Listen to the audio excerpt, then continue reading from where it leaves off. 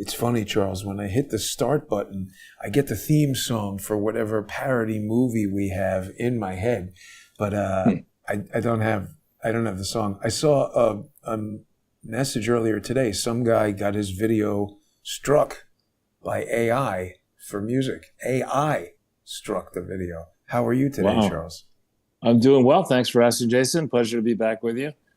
And a great poster from the AI enhanced art department. Right. Um, Don't get struck by AI. This is double but Obama. double O drama. Yeah. Yeah, I mean, I think as we gain more perspective on how whoever it is manipulates public opinion, we were sold a bill of goods in Obama. I mean, Obama, if you deleted his name and you called him Dime Store Hakeem Jeffries or whatever you want to call him, this guy is a pathetic loser. I mean, here's his wife rolling around 4 mansions, got mega Benjamins in the bank for doing what? And even she is dissing Obama on her Unbelievable. podcast, right? What Unbelievable. does that tell you about? I don't think, what's really amazing to me is that all of Trump's former, current and his former wives, one of them is dead, of course, but all of them, after he got divorced, eventually, were supported him in politics, all of them. And here's Obama's only wife, dissing him in public on her own podcast with her brother, and saying in the podcast, I mean, that she's glad she didn't have a son because that would be another Barack Obama. I mean, that is just such a cut. And that's a person who's closest to being able to judge the intrinsic worth of the man, right? She's known him longer than any of us, in theory, more intimately.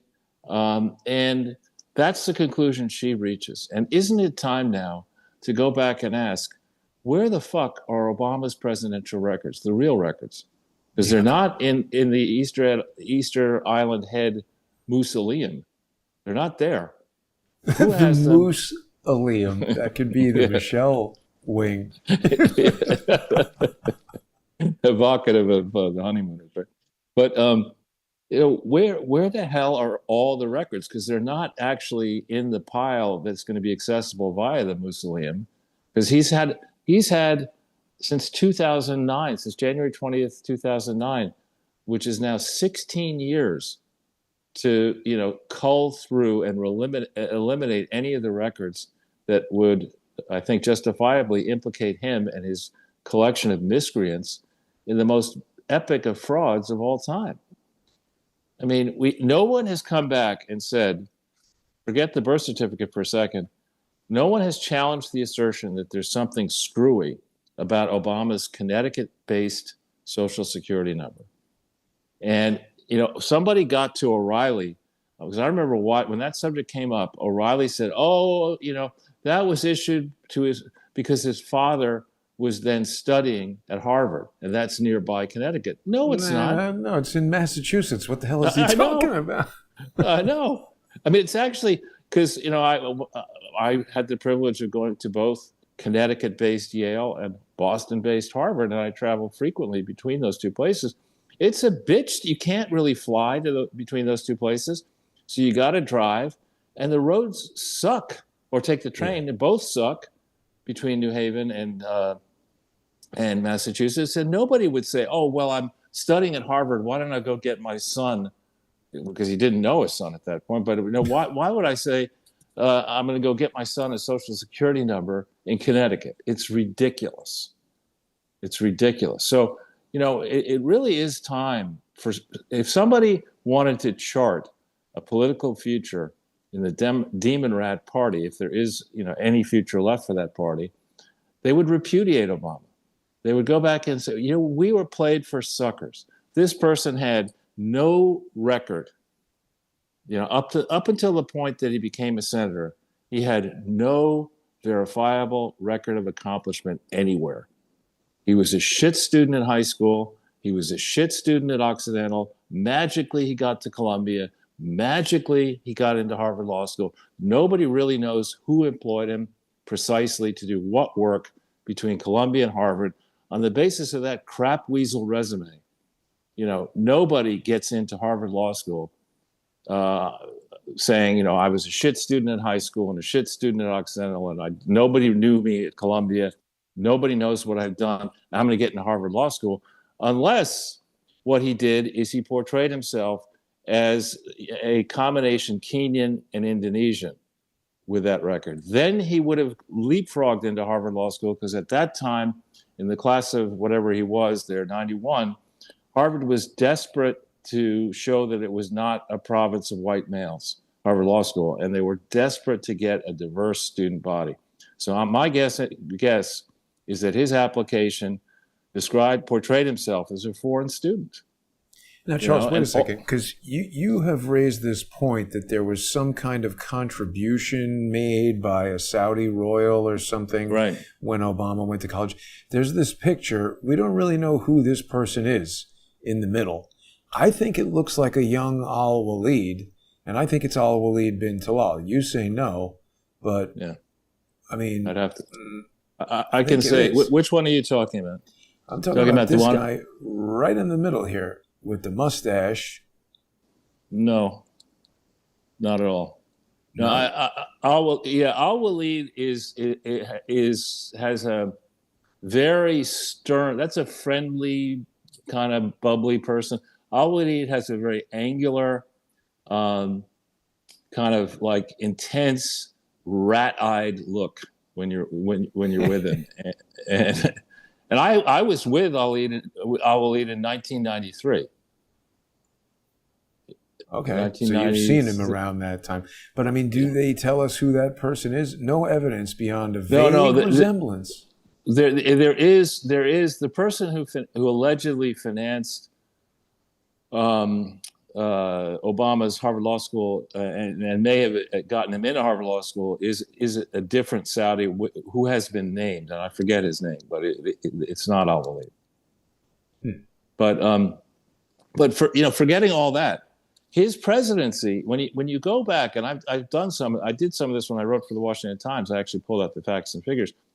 There's excellent data on the so-called NIPA accounts, the National Income and Product accounts. Go back to 1929. They're modified along the way, so they're not always consistent. But in the time frame that we're interested in, which would be, say, 1979 to the present, the Carter era was a disaster. The Reagan era, call it 79 or 80 to 88 or 89, was a rocket ship up. The Bush era was not good, 88 or 89 to 92. The Clinton era was very strong, 92 up to 2000. The Bush period was not good at all, 2000 to 2008, in part because of 9/11 and the aftermath, in part because Bush is Bush. But the Obama era from 2008 or 2009 to 2016 or 2017 was, as they say in England, tepid. The growth was just not there. And the deficits, the federal and total government deficits that ran up under Obama were appallingly large. Those were then followed up by, of course, Trump, and Trump's was good, but he was in the end hit by COVID. Biden was a disaster, and Trump, will see what it's like. But Obama's record economically was horrible. Structural deficits, eat the rich policies, racial animosity, and then foreign policy. They abandoned the Monroe Doctrine, which I think hastened under Biden the invasion through our southern and northern borders by dispossessed people in our hemisphere and elsewhere. This regime change, addiction under Obama, drone swatting, American citizens without trial, around the world. I mean, this is a terrible legacy.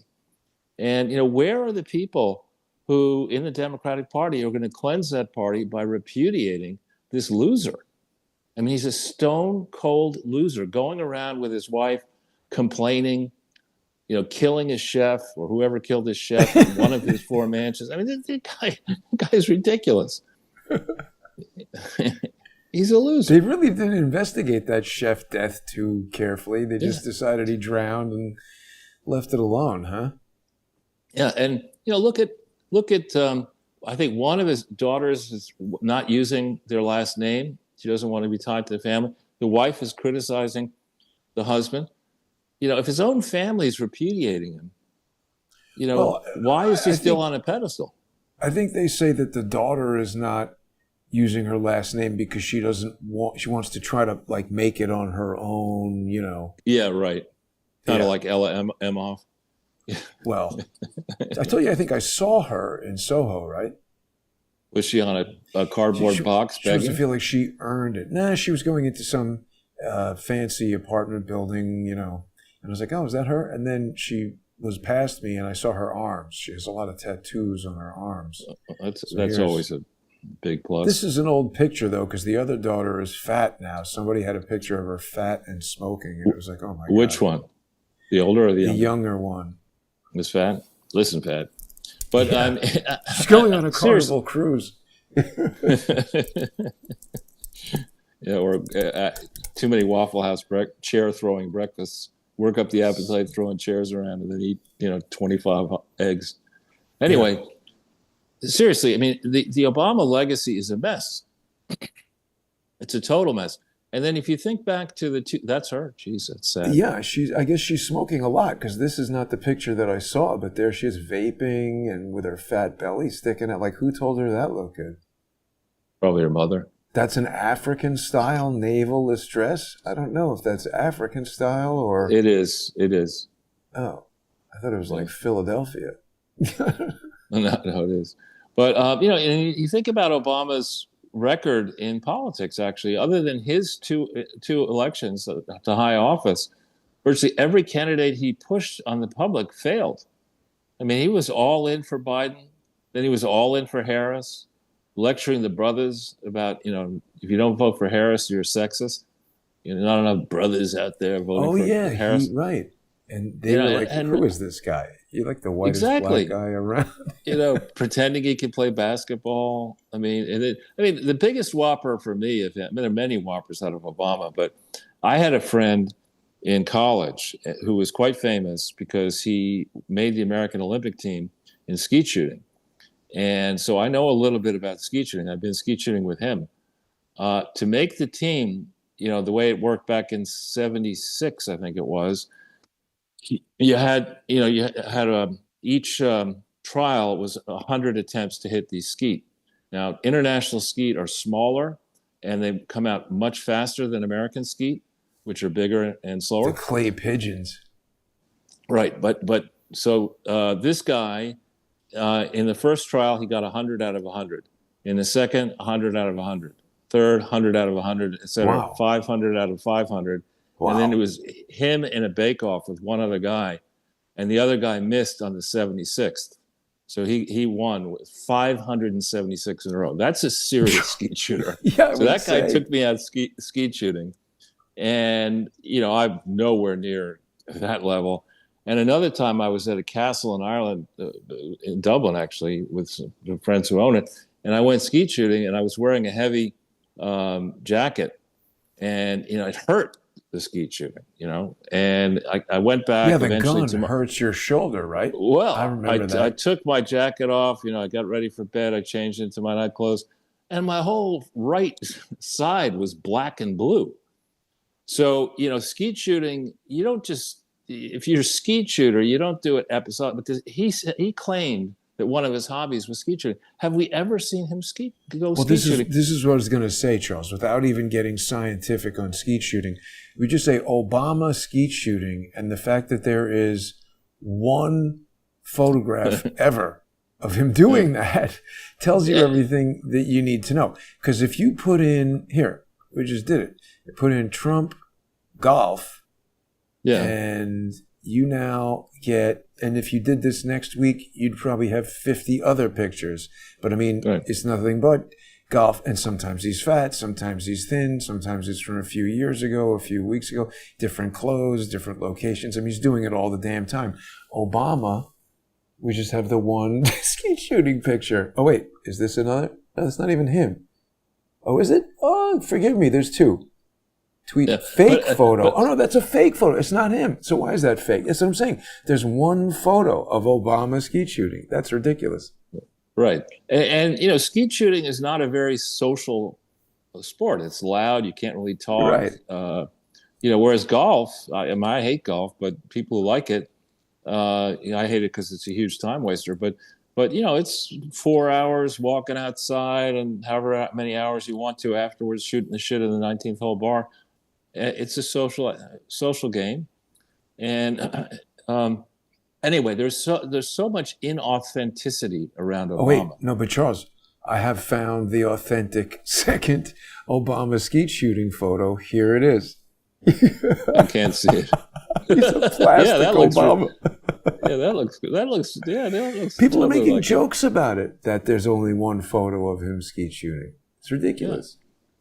Yeah, and so the whole, Reagan, I remember, was vilified at the time of his presidency, but about 10 years afterwards, I forget who wrote a biography about him that praised him. I know you don't like him, but I like him for what he did economically and standing up to the Soviet Union and China. But I think a similar thing an opposite thing may happen. Obama was like, the incarnation of the black Jesus. For Christians, he could do no wrong. And he's been on a pedestal ever since. But I think when you really, you think about a game I do like to play, but I haven't in a long time, is bridge. And there's something called duplicate bridge, where you get teams of people, large number, say 40 people, and you have 10 tables playing bridge, and they're all given the same cards. And the challenge in duplicate bridge is not just to beat your opponent in the match you're in, but to have the highest points with that deck of cards of all 10 teams. So that's the way in which a president should be judged. And Obama, he had the ability, for example, to make ending slavery worldwide an issue. He should have done that. Instead, the largest open-air slave market on earth is in Benghazi, thanks to him. And slavery is, commonplace around the world. Instead of, nattering on about, the top 1% of Bernie, the billionaires and millionaires joining that thing, he should have made an issue about that. When the Haiti earthquake happened, early in his presidency, by the time he left in 2016, Haiti should have been St. Bart's. Probably couldn't have been, but it should. It should have been vacations and stuff. It should have been restored. And his largest donation, I think, out of his Nobel Peace Prize winnings, was to the Bush Haiti or the Clinton Bush Haiti. No, fund. They said he gave it all to that. No, he didn't give it all. I know exactly who he gave it to. He did not give it all. He said that? Because I have the actual transmission. I thought so. We can find that because I have the actual transmission to the fund instructing where to send the money. And he certainly did not give it all. He gave his biggest piece of it. Was, I think, 250,000 or so. So it says right here, Barack Obama donated the entire Nobel Peace Prize monetary award of 10 million Swedish kroner, approximately $1.4 million, to charity, according to Wikipedia. To charity, yes. Donation directed to the Fisher House and the Clinton Bush Haiti Fund. Yeah. He definitely gave it all to charity. And there's issues about that because, it was income. Shouldn't he have paid income tax on it, but first, and then given the after-tax proceeds? But the largest donation out of the incoming Swedish Crown prize was made to the Clinton Bush Haiti Fund. Yet he didn't seem to care, where that money then went, and nor did he care that the thing wasn't set up properly, and that money disappeared from it. Nor did he seem to care, or does he seem to care? He just gave it to Hillary Clinton. Hey, Hill, you don't have any shit on me. I'm not doing this because, you're going to expose me for something. I'm just, out of the goodness of my heart, I'm going to give this to a non-existent, crooked charity and never care where the money actually went, because that's how I roll. The other thing is, Charles, look, I had a very distinct thought in my mind. I am embarrassed. I'm not embarrassed. It happened. I voted for Barack Obama. I didn't know what I was doing. That's Yeah, it. you know We're that. finished. I've told you that. I voted for Obama because at the time I said, you know what? Because who was he running against at first? John McCain? I mean, that was a bad choice.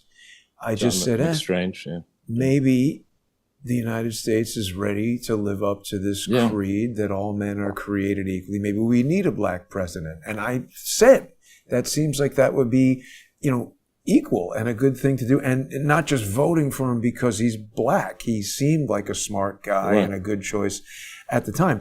But the irony is, I really think part of the reason why I felt that way was because I felt like in the 90s and early 2000s, race relations in the United States were like totally fine. I never, I agree. ever was thinking like, oh, this is a black person or they think I'm a white person or whatever. But now I just feel like it's terrible. He's done more to damage race relations than I could have ever imagined.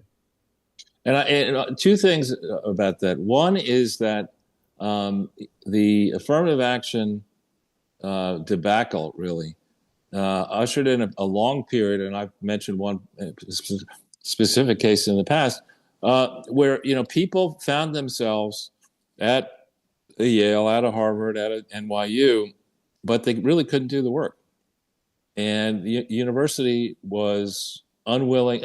I'll give myself an example. If my father could probably have gotten me on the physics track at Yale or somewhere else, and I never took a physics course. I did well in every science. I did well in achievement tests, but I just physics. I said, you know what? That's a province. That shit is complicated. You got to know calculus to do it well, and it's But because of my name and my father's credentials, I probably could have been elected to join the physics program at Yale when I got there, and I could have tried to struggle through it, and maybe I would have graduated, but I would have been a C student at best against these people like my dad, who won. I forget, not the Westinghouse, but I have the medal here. It's the Bausch and Lomb medal in high school, nationwide. Somebody like that who's always been into math and particularly science. Those are the type of people on that faculty. And similarly, when you get into Yale or Harvard in the old days, you better be a student. Because if you're not a student, you're fucked. The class is filled with 4.0 high school kids, who are AP test scores at the wazoo and whatever. And if you're not naturally inclined to think and deeply, critically, and to get your papers, make sure there are no typos, and it's done on time, and you put some extra work in. If you're not that kind of person, you're not going to do well. And so affirmative action, just putting people into these places who were not qualified and rejecting people who were qualified was a terrible thing.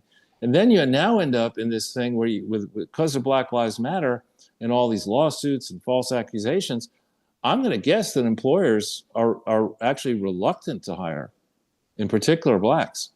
And they may, and that's bad, but it's just a fact of life. I think people see this and they say, Jesus Christ! I mean, if the person can't do the work, are they going to Jasmine Crockett me? Are they going to, right? Make so a why lot of take that risk? TikTok videos.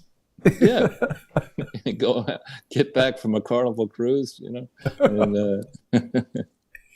Well, we don't really know what's happening with Claudine Gay, do we? There hasn't been a lot of news about her. She's still on the faculty. She's still on the freaking faculty. 1.3 million she got in 2023.